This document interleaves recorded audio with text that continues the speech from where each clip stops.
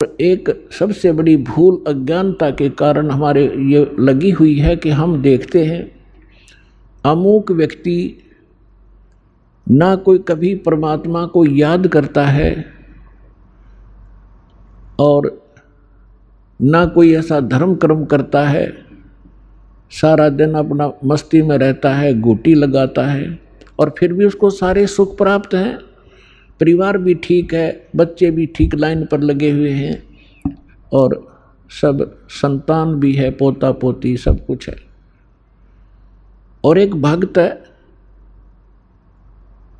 वो सब भक्ति भी कर रहा है, दान धर्म भी करता है, सत्संग में भी आता है और उसको फिर भी कोई ना कोई ठूठा होती रहती है, कोई ना कोई कष्ट घेर ही लेता है। अब बगैर ज्ञान के, बिना ज्ञान के प्राणी यहाँ मार खा जाता है। वो ये सोच बैठता है क्या फायदा इस भक्ति का, ये व्यक्ति सामने वाला कभी राम नाम लेता नहीं, कोई धर्म नाम की चीज ये जानता नहीं, इसको सारी सुख प्राप्त है और हम सब कुछ कर रहे हैं फिर भी कोई ना कोई दुख आ ही रहा है। तो पुण्यात्माओं, इस ज्ञान को आधार बनाकर जीना जो भगवान ने बताया है। उस प्राणी जो सुखी है कभी भगवान याद करता नहीं, ना कोई धर्म करता है, शराब भी पीता है और भी सारी बकवाद करता है और फिर भी आपको सुखी नजर आता है। उसकी पूर्व जन्म की बैटरी चार्ज है और वो घनी चार्ज कर रहा है, पिछले जन्मों में घने पुण्य दान किए हुए हैं। तो परमात्मा किसी का कुछ रखता नहीं है, जिसने जैसा किया है उसका फल पूरा ही देता है।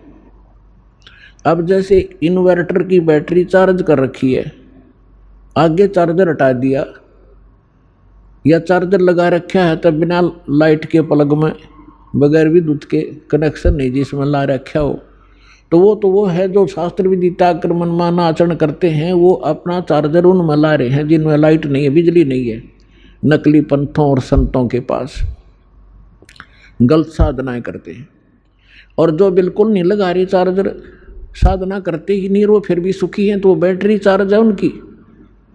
और जो नकली स्थान पर प्लग जिसमें बिजली है नहीं उसमें प्लग लगाए बैठे हैं और वो अभी सुखी महसूस करते हैं अपने आप को, क्योंकि उनकी भी बैटरी अभी चार्ज है लेकिन वो चार्जर ठीक नहीं है और जो नहीं लगा रहे वो भी ठीक नहीं है।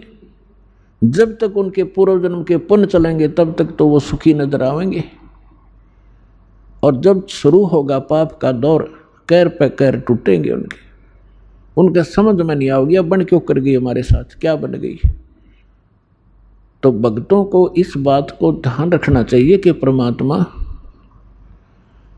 यदि आपको कोई कष्ट भक्ति करते करते भी हो रहा है, एक आध अनजान भक्त कहता है जी मैंने पाठ भी करा दिया, ज्योत भी बोल दी, सारा भक्ति भी कर रहा हूँ, 1 साल हो गया है और फिर भी मुझे ऐसा हो गया मेरी भैंस मर गई, कोई लाभ नजर आ नहीं रहा। अरे भले आदमी, यह भी कोई बात कही आपने, तो बिना समझ का आदमी ये बात कर सकता है व्यक्ति। जैसे सर्दी के मौसम में आपको सलाह दी गई अपने माता पिता के द्वारा, बेटा स्वेटर पहन लो, जराब पहन लो, जूते पहन लो और सर्दी ज़्यादा है। अब जराब भी पहन रखी है, जूते भी पहन रखे हैं, कमीज मोटा पहन रखा है और स्वेटर भी पहन रखी है और फिर भी सर्दी महसूस हो रही है। तो क्या वो बच्चा ये कहेगा कि मैंने सारा कुछ पहन रखा फिर भी सर्दी लग रही है, इन्होंने क्या बचाव किया मेरा। अपने आत्माओं, कई भक्त अनजान कहते हैं मुझे कोई लाभ नहीं हुआ, मैं तो भक्ति ही छोड़ दूंगा। तो ये बातें इस ज्ञान को सच्चे ढंग से अच्छी तरह ना समझने के कारण ही ये मन में इस प्रकार की जो दुर्भावना पैदा होती है। उसके लिए सत्संग ध्यान से सुनना चाहिए।